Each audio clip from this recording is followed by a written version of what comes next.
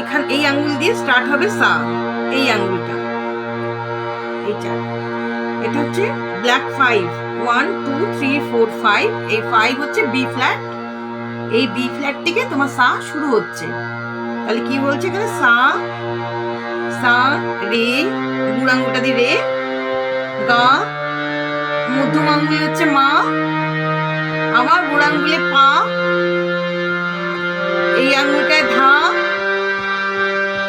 নি, এই আঙ্গুলে সা। এবার সা এই আঙ্গুলে হলো উপরে সা, নি, ধা,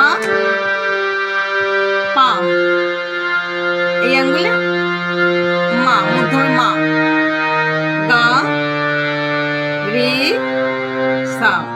বুঝে গেছে? আমি আরেকবার বলে দিচ্ছি, সুর করে বলছি, সা